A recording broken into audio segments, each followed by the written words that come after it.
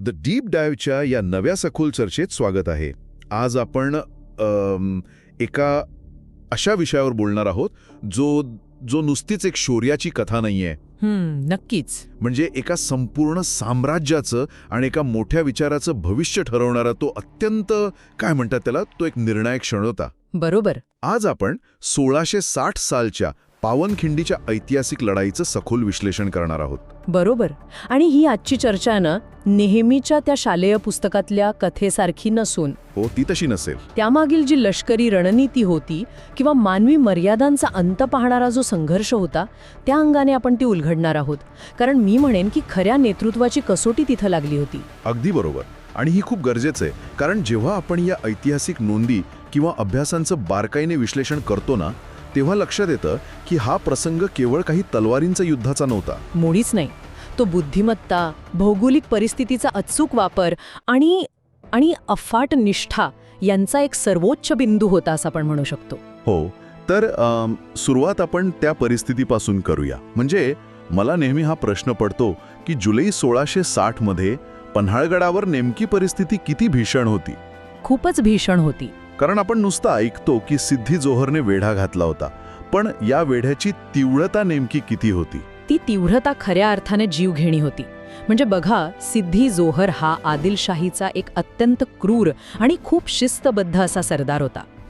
त्याने पन्हाळगडाभोवती जो वेढा उभारला होता ना, त्यात जवळपास 40,000हून अधिक सैन्य होतं. 40,000? बापरे. हो, 40,000.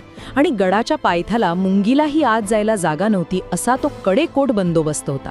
शिवाय सिद्धी जोहर स्वतः इतका कडक शिस्तीचा होता की वेढा संपेपर्यंत तो स्वतः तंबूमध्ये न झोपता उघड्यावर राहत असे. अच्छा, म्हणजे सैनिकांचा पहारा ढिला पडू नये म्हणून. अगदी बरोबर. सैनिकांवर वचक राहावा म्हणून. आणि या वेढ्यात तो अफजल खानाचा मुलगा फाजिल खान पण होताच ना. हो, फाजिल खान होता, ज्याला आपल्या वडिलांच्या मृत्यूचा बदला घ्यायचा होता. तो अत्यंत सुडाने पेटून उठलेला होता. त्यामुळे शत्रूच्या गोटात एक प्रकारचं खूप हिंस्र वातावरण होतं. आणि दुसरीकडे तुम्ही गडावरची अवस्था बघा. 4-5 महिने हा वेढा चालला होता. त्यामुळे साहजिकच गडावरील अन्नसाठा वेगाने संपत चालला होता. म्हणजे उपासमारीची वेळ आली असणार. नक्कीच. त्यातच तो जुलै महिना, म्हणजे सह्याद्रीतला तो धोधो कोसळणारा पाऊस, तो सोसाट्याचा वारा आणि हाडे गोठवणारी थंडी. बाहेरून कोणतीही रसद किंवा मदत मिळण्याची म्हणजे सुतराम शक्यता नव्हती. म्हणजे एका बाजूला 40,000ची फौज आणि दुसरीकडे निसर्गाचाही कोप. अशा परिस्थितीतून जिवंत बाहेर पडण्याचा विचार तरी एखाद्याच्या मनात कसा येऊ शकतो. म्हणजे मला सांगा, महाराज जर त्या रात्री शत्रूच्या हाती लागले असते तर काय झालं असतं. स्वराज्य तिथेच अगदी त्याच क्षणी संपलं असतं. कारण मुघल असोत किंवा आदिलशाही, त्यांचं एकच आणि अत्यंत स्पष्ट उद्दिष्ट होतं, शिवाजी महाराजांना संपवणे. कारण त्यांना हे पक्के माहीत होते की शिवाजी जिथे तिथे स्वराज्य. बरोबर. महाराजांचं अस्तित्व म्हणजेच स्वराज्याचं अस्तित्व होतं. त्यामुळेच इथून पुढे जो काही निर्णय घ्यायचा होता ना, तो केवळ स्वतःचा जीव वाचवण्यासाठी नव्हता. तो एका मोठ्या ध्येयाला जिवंत ठेवण्यासाठी होता. अगदी तसंच. महाराजांनी इथे जी खेळी खेळली त्याला आपण लष्करी परिभाषेत अत्यंत मोजून मापून पत्करलेली जोखीम, ज्याला कॅल्क्युलेटेड रिस्क म्हणतात, ती म्हणू शकतो. आणि इथूनच तो खरा थरार सुरू होतो. म्हणजे हजारो सैनिकांच्या गराड्यातून निसटायचं कसं, यासाठी महाराजांनी जो डाव टाकला तो खरोखरच थक्क करणार आहे. हो, खूपच मास्टरमाइंड प्लॅन होता तो. शत्रूची दिशाभूल करण्यासाठी त्यांनी स्वतःसारखा दिसणारा एक दुसराच माणूस शत्रूच्या गोटात पाठवला. मुळात ही कल्पना कशी अंमलात आणली गेली. महाराजांच्या बुद्धिमत्तेची आणि त्यांच्या माणसांची कमाल दिसते आपल्याला. त्यांनी 2 पालख्या तयार केल्या. एक पालखी जी शत्रूच्या थेट समोरून जाणार होती आणि दुसरी पालखी जी आडमार्गाने विशालगडाकडे निघणार होती. पहिल्या पालखीत होते शिवा काशीद. आता शिवा काशीद यांच्याबद्दल बोलायचं तर ते दिसायला हुबेहूब महाराजांसारखे होते. हुबेहूब म्हणजे अगदी सारखीच शरीरयष्टी आणि चेहरा. हो, अगदी. पण नुसतं दिसायला सारखं असून चालत नाही ना. शत्रूच्या गोटात जाताना राजासारखा तोरा, ती देहबोली आणि तो आत्मविश्वास अंगात असावा लागतो. हे खरंच अंगावर काटा आणणारं आहे.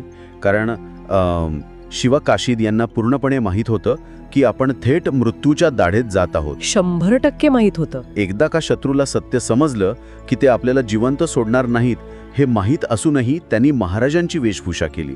हा एका उच्च दर्जाच्या मानसिक युद्धाचा, म्हणजे ज्याला आपण सायकोलॉजिकल वॉरफेअर म्हणतो, त्याचा भाग होता. शिवा काशीद महाराजांच्या वेशात पालखीत बसून शत्रूच्या गोटात गेले, त्यांना पकडले गेले. आणि साहजिकच शत्रूच्या छावणीत एकच जल्लोष सुरू झाला असणार. हो ना, त्यांना वाटलं अखेर शिवाजी पकडला गेला.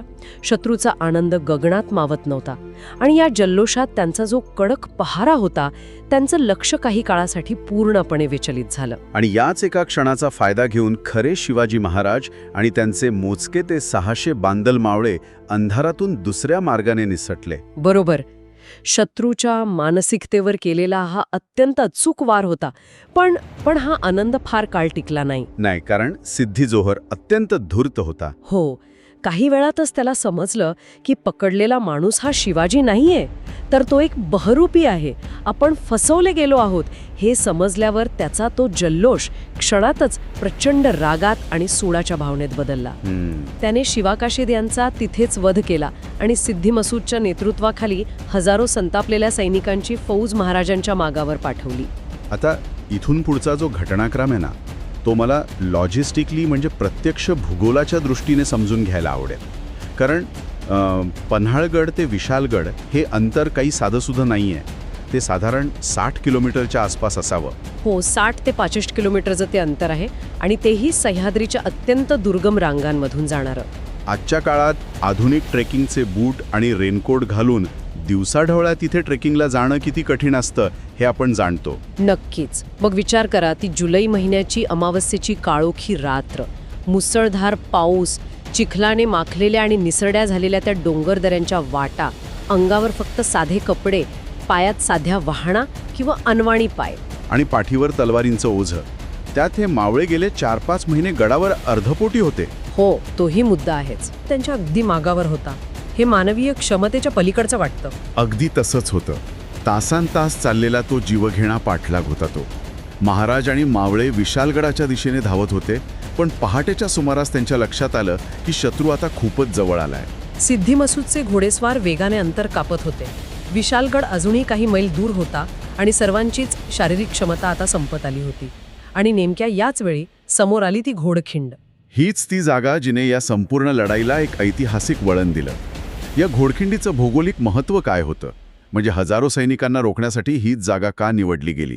लष्करी रणनीतीमध्ये भौगोलिक परिस्थितीचा म्हणजे जागेच्या नैसर्गिक रचनेचा फायदा कसा घ्यायचा हे अत्यंत महत्त्वाचं असतं. घोडखिंड ही 2 उंच कड्यांच्या मधून जाणारी अत्यंत अरुंद अशी खिंड होती. ती इतकी अरुंद होती की तिथून एका वेळी फक्त काही मोजकेच लोक पुढे जाऊ शकत होते. याला लष्करी परिभाषेत आपण बॉटलनेक असं म्हणतो. म्हणजे जशी बाटलीची मान निमुळती असते तशीच ही नैसर्गिक रचना होती. अगदी तशीच. आता बघा, सिद्धी मसूदकडे हजारो सैनिकांची फौज होती, हे खरंय.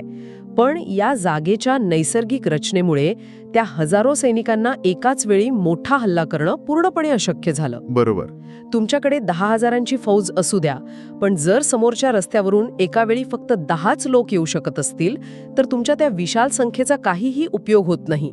तिथे तुमची फौज निरुपयोगी ठरते. आणि समोरासमोरच्या लढाईत फक्त योद्ध्यांचे कौशल्य आणि तग धरून राहण्याची क्षमता कामाला येते. हो, बाजीप्रभू आणि मावळ्यांनी याच भौगोलिक परिस्थितीचा म्हणजे या टेरेन ॲडव्हान्टेजचा हुशारीने वापर करण्याचं ठरवलं. पण एक मिनिट, इथे मला एक खूप महत्त्वाचा प्रश्न विचारायचा आहे. अनेकदा कथांमध्ये, नाटकांमध्ये किंवा भावनांच्या भरात असं मांडलं जातं की शिवाजी महाराज स्वतः त्या मावळ्यांसोबत त्या खिंडीत थांबून लढले. हां, हे खूप वेळा ऐकायला मिळतं. किंवा काही जण असाही आक्षेप घेतात की आपल्याच सैनिकांना मृत्यूच्या दाढेत सोडून स्वतः सुरक्षित स्थळी निघून जाणं हे एका नेत्याला किंवा राजाला शोभणारं होतं का? हा निर्णय थोडा स्वार्थी वाटू शकत नाही का? हा एक अतिशय उत्कृष्ट आणि कळीचा प्रश्न आहे आणि या निमित्ताने हा ऐतिहासिक गैरसमज दूर करणं अत्यंत आवश्यक आहे बरं का. पहिली गोष्ट म्हणजे शिवाजी महाराज स्वतः खिंडीत थांबले नव्हते, ते विशाळगडाकडे निघून गेले होते. आणि दुसरं म्हणजे हा निर्णय कोणत्याही अर्थाने स्वार्थी नव्हता. उलट हा एका नेत्याने अत्यंत थंड डोक्याने घेतलेला एक कठोर लष्करी निर्णय होता. ते कसं? कारण वरवर पाहता तसं वाटत नाही. ऐतिहासिक नोंदी आणि लष्करी शास्त्राचा अभ्यास हे स्पष्ट करतो की शिवाजी महाराजांनी 300 मावळ्यांना तिथे सोडून विशाळगडाकडे केलेली कूच ही पळवाट नव्हती. ती एक अत्यंत विचारपूर्वक केलेली माघार होती, ज्याला आपण स्ट्रॅटेजिक रिट्रीट म्हणतो. अगदी बरोबर, स्ट्रॅटेजिक रिट्रीट. आणि बाजीप्रभू देशपांडे आणि त्यांच्या 300 मावळ्यांनी जो लढा दिला त्याला रिअर गार्ड ॲक्शन किंवा रिअर गार्ड स्टँड म्हटलं जातं. या रिअर गार्ड ॲक्शनचा नेमका उद्देश काय असतो? रिअर गार्ड ॲक्शनचा मुख्य उद्देश हा कधीच शत्रूला पूर्णपणे हरवणे किंवा स्वतःचे प्राण वाचवणे हा नसतो. त्याचा एकमेव उद्देश असतो वेळ काढणे. वेळ काढणे. हो, आपल्या मुख्य नेत्याला किंवा मुख्य सैन्याला सुरक्षित स्थळी पोहोचण्यासाठी आणि पुढची तयारी करण्यासाठी आवश्यक तो वेळ मिळवून देणे. जर भावनांच्या आहारी जाऊन महाराज तिथेच थांबले असते आणि दुर्दैवाने या युद्धात त्यांना काही झालं असतं तर त्या 300 मावळ्यांचं बलिदानही व्यर्थ गेलं असतं. अगदी. आणि स्वराज्य ही संकल्पना तिथेच कायमची नष्ट झाली असती. म्हणजे एका नेत्याचं मुख्य कर्तव्य हे लढाईत शहीद होणं नसून आपल्या ध्येयाला आणि चळवळीला जिवंत ठेवणं हे असतं. बाजीप्रभूंनी नेमकी हीच गोष्ट ओळखली होती. हो, अगदी तसंच. जेव्हा बाजीप्रभूंनी महाराजांना सांगितलं की महाराज तुम्ही पुढे जा, ही खिंड आम्ही सोडणार नाही, तुम्ही जगाल तर स्वराज्य जगेल, तेव्हा ते केवळ भावनेच्या भरात बोलत नव्हते. त्यांना त्यावेळची रणनीतिक गरज पूर्णपणे समजली होती. बाजीप्रभू हे स्वतः एक अत्यंत मुरब्बी आणि अनुभवी सेनापती होते. त्यांना माहीत होतं की महाराजांच्या प्राणांची किंमत त्यांच्या आणि त्या 300 मावळ्यांच्या प्राणांपेक्षा कितीतरी मोठी आहे. हा विचार खरोखरच चक्रावून टाकणारा आहे. मृत्यू समोर दिसत असतानाही इतका स्पष्ट आणि प्रगल्भ विचार करणं हे सामान्य माणसाचं काम नाही. हां, आता आपण प्रत्यक्ष त्या रणसंग्रामाकडे वळूया. नक्कीच. हजारो शत्रू आणि समोर केवळ 300 बांदळ मावळे. ती खिंड कशी लढवली गेली असेल? कारण एवढ्या मोठ्या सैन्याला 4-5 तास रोखून धरणं ही काही सोपी गोष्ट नाहीये. इथे पुन्हा एकदा निसर्गाने आणि हत्यारांच्या मर्यादांनी एक मोठी भूमिका बजावली. आपण आधी म्हटल्याप्रमाणे मुसळधार पाऊस कोसळत होता. यामुळे झालं असं की शत्रूकडे असलेल्या बंदुका आणि तोफा पूर्णपणे निकामी झाल्या. अच्छा. कारण पावसात दारुगोळा भिजला होता आणि तो पेट घेणं शक्य होते. म्हणजे आता लांबून गोळ्या झाडण्याचा पर्याय शत्रूकडे उरला नव्हता. नाही. त्यामुळे आता शत्रूला थेट समोरासमोर येऊनच लढावं लागणार होतं. आणि अशा समोरासमोरच्या लढाईत मावळे अत्यंत तरबेज होते. अरुंद खिंडीत तलवारी, भाले आणि दांडपट्टा यांसारख्या हत्यारांचा वापर सुरू झाला. बाजीप्रभू स्वतः दोन्ही हातात दांडपट्टा घेऊन लढत होते. दांडपट्टा हे असं हत्यार आहे जे अत्यंत वेगाने फिरवावं लागतं आणि अरुंद जागेत जेव्हा अनेक लोक एकाच वेळी अंगावर येतात तेव्हा दांडपट्टा सर्वात प्रभावी ठरतो. आपण त्या दृश्याची कल्पना करू शकतो. ती रात्र आता तलवारींच्या खणखणाटाने आणि रक्ताच्या सड्याने थरथरत होती. सपासप वार होत होते. शत्रूच्या सैन्याच्या लाटांवर लाटा आदळत होत्या. एका पाठोपाठ एक मावळे धारातीर्थी पडत होते, पण कुणीही एक पाऊलही मागे हटत नव्हतं. हो, आणि ही लढाई आता केवळ जगण्याची किंवा मरणाची राहिली नव्हती. ती शारीरिक क्षमतेच्याही खूप पलीकडे गेली होती. बरोबर. कारण सतत 4-5 तास मुसळधार पावसात चिखलात उभे राहून हातातली जड हत्यारे चालवणे यासाठी लागणारी शारीरिक ताकद अफाट असते. शरीरातील ऊर्जेचा शेवटचा थेंबही तिथे खर्च होत होता. आणि त्या युद्धाच्या मध्यभागी बाजीप्रभू देशपांडे एका अभेद्य भिंतीसारखे उभे होते. शत्रूचे लागोपाठ होणारे हल्ले ते परतवून लावत होते. त्यांच्या शरीरावर अगणित वार झाले होते. ते गंभीर जखमी झाले होते. संपूर्ण शरीर रक्तबंबाळ झालं होतं. पण तरीही त्यांची नजर आणि कान फक्त एकाच गोष्टीकडे लागलेले होते, विशालगडावरून येणाऱ्या तोफेच्या आवाजाकडे. हो, कारण आधीच ठरलं होतं की महाराज एकदा का विशालगडावर सुरक्षित पोहोचले आणि त्यांनी तिथला वेढा फोडला की गडावरून तोफा डागल्या जातील. तो आवाज म्हणजे महाराज सुरक्षित असल्याचा एकमेव संकेत होता. बरोबर. तोपर्यंत प्राण गेला तरी बेहतर, पण खिंड सोडायची नाही हा बाजीप्रभूंचा निश्चय होता. एका सैनिकासाठी ही प्रतीक्षा किती जीवघेणी असू शकते याची आपण केवळ कल्पनाच करू शकतो. शारीरिक वेदना, भळाभळा वाहणारं रक्त आणि आजूबाजूला पडणारे आपलेच सवंगडी, या सगळ्यापेक्षाही जास्त महाराजांच्या सुरक्षतेची चिंता त्यांना सतावत असणार. महाराज गडावर पोहोचले असतील का, वाटेत त्यांना काही दगाफटका तर झाला नसेल ना, असे असंख्य विचार त्यांच्या मनात येत असतील. हेच ते ध्येयावरचं लक्ष आहे जे माणसाला वेदना विसरायला लावतं. आणि अखेर तो क्षण आला. दूरवरून त्या पावसाच्या आवाजाला आणि ढगांच्या गडगडाटाला चिरत तोफेचा तो भयंकर पण अत्यंत दिलासा देणारा आवाज घुमला. 1, 2, 3 विशालगडावरून तोफेचे संकेत आले. महाराज सुरक्षित पोचले होते. तो आवाज कानावर पडताच रक्ताच्या थारोळ्यात पडलेल्या बाजीप्रभूंच्या चेहऱ्यावर एक समाधानाचं हास्य उमटलं असेल. आपलं कर्तव्य पूर्ण झाल्याचं, स्वराज्याचं भविष्य सुरक्षित झाल्याच्या त्या असीम समाधानात त्यांनी आपला शेवटचा श्वास घेतला. त्यांनी आणि त्या 300 मावळ्यांनी आपले प्राण दिले, पण महाराजांना आणि स्वराज्याला जीवनदान दिलं. म्हणूनच बाजीप्रभू आणि त्या 300 बांदल मावळ्यांच्या या अतुलनीय बलिदानाने ती घोडखिंड कायमची पावन झाली आणि तिचं रूपांतर पावनखिंडीत झालं. आज इतक्या वर्षानंतरही ही घटना ऐकताना अंगावर शहारे येतात. नक्कीच. पण केवळ एक भावनिक इतिहास म्हणून नाही, तर आजच्या काळातही या लढाईचा अभ्यास केला जातो असं मी ऐकलंय. हे खरं आहे का? 100% खरं आहे. या घटनेचं गांभीर्य आणि रणनीतिक महत्त्व इतकं मोठं आहे की आजही जगभरातील अनेक लष्करी महाविद्यालयांमध्ये या लढाईचा एक आदर्श पाठ म्हणून अभ्यास केला जातो. म्हणजे आजच्या आधुनिक युद्धशास्त्रातही याचे संदर्भ दिले जातात. होय. ही लढाई गनिमी काव्याचं किंवा ज्याला आपण गनिमी मानसिकता म्हणतो त्याचं एक उत्तम उदाहरण आहे. याला आधुनिक लष्करी भाषेत असिमेट्रिक वॉरफेअर म्हणतात. जिथे एका बाजूला प्रचंड सैन्य आणि साधन सामग्री असते आणि दुसऱ्या बाजूला अत्यंत कमी सैन्य असते. अशा विषम परिस्थितीत शत्रूशी थेट समोरासमोर न भिडता स्वतःच्या सोयीच्या परिस्थितीचा आणि भौगोलिक रचनेचा हुशारीने वापर कसा करावा हे यातून शिकायला मिळतं. आणि यासोबतच नेतृत्वाची स्पष्टता म्हणजे काय हे देखील यातून दिसून येतं. नक्कीच. आपण मगाशी चर्चा केल्याप्रमाणे खरा नेता तो नसतो जो केवळ स्वतः पुढे होऊन तलवार चालवतो. अनेकदा खऱ्या नेत्याला एका मोठ्या ध्येयासाठी अत्यंत कठीण, अप्रिय आणि कठोर असे धोरणात्मक निर्णय घ्यावे लागतात. बरोबर. महाराजांनी बाजीप्रभूंना तिथे सोडून पुढे जाण्याचा जो निर्णय घेतला तो असाच एक कठोर पण दूरदृष्टीचा निर्णय होता. आजच्या जगातही मॅनेजमेंट आणि लीडरशिपच्या अभ्यासक्रमांमध्ये हेच शिकवलं जातं की मोठ्या उद्दिष्टासाठी कधीकधी भावनिक निर्णयांना बाजूला ठेवून व्यावहारिक आणि रणनीतिक निर्णय घेणं भाग असतं. म्हणजे आपण जर या संपूर्ण चर्चेचा एक गोषवारा काढायचा म्हटला तर पावनखिंडीचा हा रणसंग्राम आपल्याला अनेक गोष्टी शिकवतो. पहिलं म्हणजे एका मोठ्या ध्येयासाठी सर्वस्व अर्पण करण्याची तयारी. दुसरं म्हणजे प्रतिकूल परिस्थितीतही डोकं शांत ठेवून भौगोलिक आणि नैसर्गिक परिस्थितीचा स्वतःच्या फायद्यासाठी केलेला वापर. आणि सर्वात महत्त्वाचं म्हणजे स्वतःच्या सुरक्षित चौकटीच्या बाहेर जाऊन मोठ्या कल्याणासाठी उभे राहणे, ज्याला आपण स्वराज्य माइंडसेट म्हणू शकतो. अगदी बरोबर. इतिहासाचा अभ्यास केवळ भूतकाळात रमण्यासाठी नसतो, तर त्यातून प्रेरणा घेऊन वर्तमान आणि भविष्य घडवण्यासाठी असतो. ध्येय जितकं मोठं तितकेच मोठे त्याग आणि तितकीच अचूक रणनीती आवश्यक असते.